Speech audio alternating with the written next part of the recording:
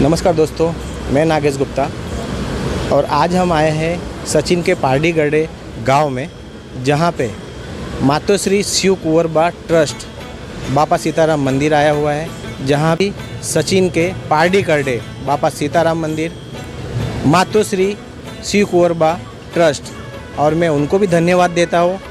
माता शिव कुंवरबा ट्रस्ट के ट्रस्टी को धर्मेश भाई लौंगवाला, जो इतना बढ़िया काम कर रहे हैं और 1000 से 1500 लोगों को भोजन वो रोज़ करा रहे हैं। इसलिए हमारी आपकी भारत लाइव न्यूज़ चैनल की टीम धर्मेश भाई लौंगवाला को बहुत बहुत धन्यवाद करती है। बापा सीताराम सचिन आश्रम धर्मेश भाई 3 રસોડા ચલાવે છે, એક સચિન, એક અયોધ્યા, એક હરિદ્વાર, 3 રસોડા ચાલે છે આપણા। હજારો માણસો જમે છે।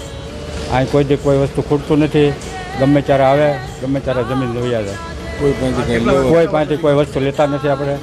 દાન આવે તોય ભલે, ન આવે તોય ભલે, બરાબર। જય બાપા સીતારામ।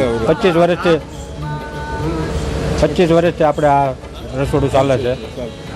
અને આ જે રસોડું છે આ દરરોજનું ચાલે છે? દરરોજ ડેલી। અને કેટલા લોકો અહીંયા જમીને જાય? કાયમ 1000-2000 માણસ જમીન જાય। પૂનમને દે 7-8-10 હજાર માણસ જમીન જાય। ગુરુ પૂનમ હોય એટલે 25-30 હજાર માણસ જમીન જાય। તિથિ હોય એટલે 25-30 હજાર માણસ જમીન જાય। 1 રૂપિયો લેવાનો નથી। ટ્રસ્ટના તમારા હાથે કેટલા લોકો જોડેલા છે?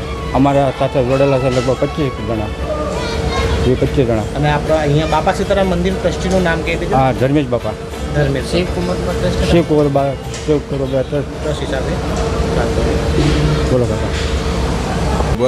મેન ટ્રસ્ટી છે અને આ અન્નક્ષેત્ર એક ધારું શરૂ દરરોજ રહે છે। 1500થી 2000 માણસો જમે છે અને કાંઈ ફાળો કે કાંઈ કરવામાં આવતો નથી। અને ગમે એક જ્ઞાતિ ગમે એ આવે છે, રોટલો ટુકડો ખાઈને જાય છે। અહીંયા ટ્રસ્ટી કોણ છે?